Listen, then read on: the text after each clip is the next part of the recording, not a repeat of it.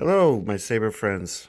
This is Cryptic Paradigm, and what I present to you today is what I consider to be probably the magnum opus of Saberforge's Gen 3 economy saber line. This is my aggressor, and as you can see, it is a weathered version of the aggressor, and it becomes equipped with what they call the amber LED. I consider the amber to be almost basically just orange. It's not quite the blood orange. It's more of a truer orange. I would not really call it an amber. It also comes equipped with a red hilt wrapping in leather, which is quite nice. So let's start from one end and then work our way to the other. So as you can see, the pommel has almost this fluted quality to it. There's really a lot of details on this saber to point out. Let me get right in there. So you can see it has these teeth. And fortunately for all of us, these teeth don't bite.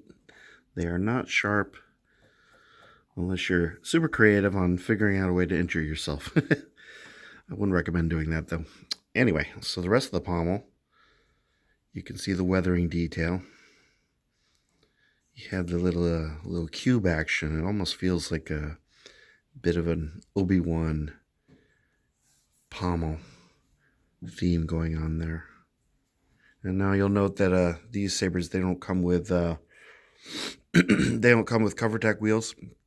People have inquired to me if the Gen 4s will have the ability to have cover tech wheels, and I simply don't know because we're just starting to see introductory photos of the Gen 4s, and so the jury's pretty much out on that. At any rate, so as you can see, what I really like about the wrap is, other than the fact that the wrap is pure quality, it's sort of sectioned off between this circlet and the cubes. They sort of encase the wrap. It gives it a very definitive termination point and a recess quality to the wrap, which makes it seamless and very comfortable. Very, very comfortable indeed. So as we move down the hilt, you can kind of see the details. As with all of the Gen 3s, you've got your standard screws here and here, and these hold the switch assembly in place, recharge port, and your backlit switch. And this switch is also in amber to match the blade, which is quite nice. Here's your main choke point.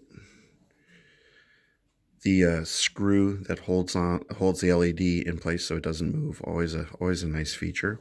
Not every sabersmith does that. And your blade retention screw. Now, as you look at the blade holder / emitter, you can kind of get a bit of a Darth Maul vibe from this. In fact, one of my commenters had indicated that he had ordered 2 of these, and he was asking me if there was a connector for these, and I quite frankly don't know, but that would be an amazing idea if Saberforge were to decide to offer a connector to to connect 2 of these together, because that would make an amazing Darth Maul saber. At any rate, before I turn this thing on, let me see if I can get it to stay in place. That's the only problem with this table and round objects, is they want to do what round objects do on flat surfaces. This saber came with a nice weathered blade plug, which is a nice touch. It really is. I mean, there's a lot of thought that goes into providing a weathered blade plug. Now, this is the standard reactor type blade plug, and of course, you get your cord for recharge and USB connector to go into whatever device you choose to use to recharge this. Now, as far as the recharging goes, there's really no indicators as to definitively tell you that the saber is charged 100%. Nor is there any indication that leaving it charged for too long will overcharge and damage the saber. So, but there's no LED indicator to to let you know, hey, you're done. You can unplug it now. No, that doesn't happen. So, I think the recommended time for charging is probably something like 6 hours. But I don't know. That's something that you can probably find out on the Saberforge website. Now, these sabers don't actually come with instructions. They just don't. So everything that you know about how to operate the saber will come from people like me. At any rate, so it also comes with the normal requisite additional retention screws and screws for holding the switch in and your Allen wrench key and everything that you possibly need if you decide to take the thing apart and negate your warranty. So one thing I will recommend for anyone that purchases one of these sabers is simply don't take it apart. Don't even bother. The soundboards on these sabers, especially if the saber is working perfectly, just do not remove the pommel. Don't take out the chassis. Don't remove the battery. Don't do anything because these are fragile sabers, and that could very well muck the thing up, and you simply don't need that.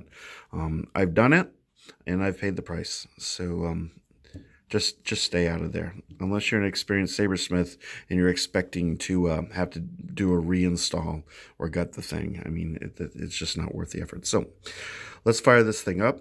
Now, as with all of the Gen 3s, you want to hold this for, I think it's something like 7 seconds. You hear a boot up sound. Power. Hurrah. And let me switch hands here. There we go. Yeah, very, very professional operation we got going on here. All right, so you can see your backlit switch there. Very lovely. If you turn it on, Saberforge Gen. when you hold it for 3 seconds, that activates the sound font. Okay, and as it stated, it is Viridian. And there's your amber blade. Now,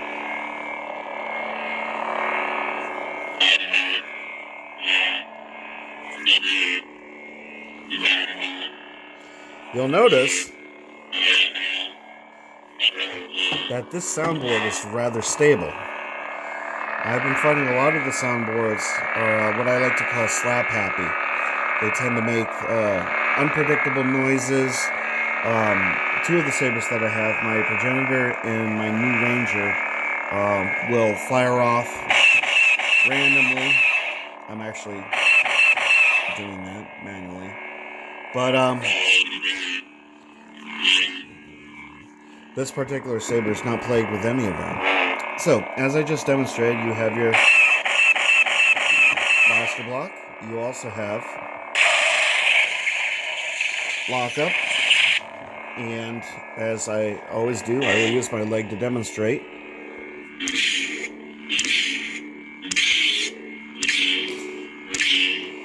A rather satisfactory flash on clash. Alright, so you'll notice no windows. That's kind of a shame. I would not mind seeing windows on this. I'm a big fan of windows on a saber. But alas, this one doesn't have that. So, to turn it off, you just do that. And here's a trick that not everybody knows, but I will share. If you hold the button down for 3 seconds and then release, and then turn it back. Whoop. I buggered that up. 1, 1000, 2, 1000, 3, 1000. There you go. Mute.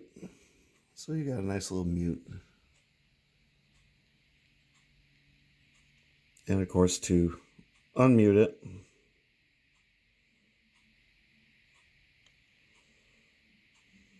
Saberforge Gen. it's the same 3 seconds, and then you get a indicator that the font is activated. And there you have it. And to turn the saber off, you have to hold the button down for 7 seconds. Power off. And it gives you an indicator that the sound has indeed turned off. So let's just go from one end to the other. I'll give you the final visual tour. Now this is a very deep blade socket actually. And I think the blade goes to about where my finger is. So it's very secure. Some of the other Gen 3s specifically the Progenitor and the Ranger, don't have that much blade depth. I mean, they're angled emitters, so with an angled emitter, you're not going to have quite as much stability as far as installing the blade. But this one, no issues.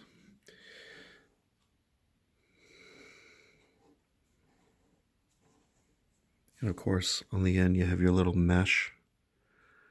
Let's see, can you see it? Yeah, there's your little mesh. That's standard on these sabers. Now, here is the interesting thing. With most of the Gen 3s, you'll have sharp bits. This has no sharp bits at all. And as far as handling goes, this is probably the most comfortable of the lot. You will not injure yourself on this one.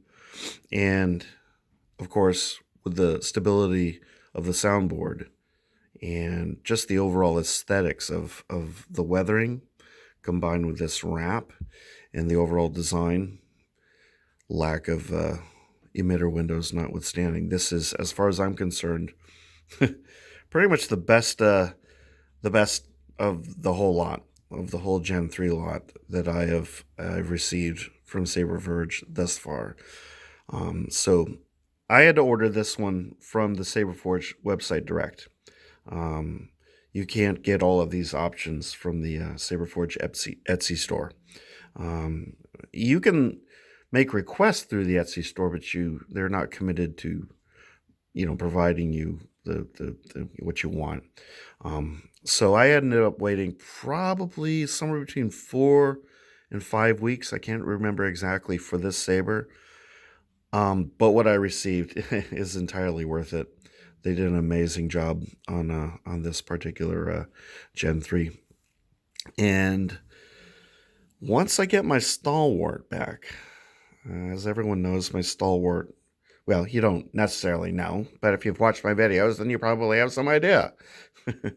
My stalwart died, and I had to send it to Saberforge for repairs, and they've had it for about 3 weeks now. So I would expect to receive a notification that's being shipped back to me. Once I have all 6 of them, I'm going to do a video which will be sort of the final word on the whole Gen 3 line. And that'll be that. And followed by some comparison videos, because the Progenitor is basically this line's version of the Graphics, so that obviously has comparisons to many other sabers. So that's something I'm going to do for you wonderful people. At any rate, what we have here is pretty much what they would consider to be their Darth Maul offering. And it is a lovely saber. I'm absolutely smitten with this thing. I've been handling it nonstop since I received it today, and I can't recommend it. It's definitely worth the investment. This is a particularly good Gen 3 saber. So I think that's pretty much all I have to say. Go ahead, roll away, see if I care. Okay, so that will end this video. And I hope that everyone has enjoyed the look at this wonderful saber. And I wish you all a wonderful rest of the day.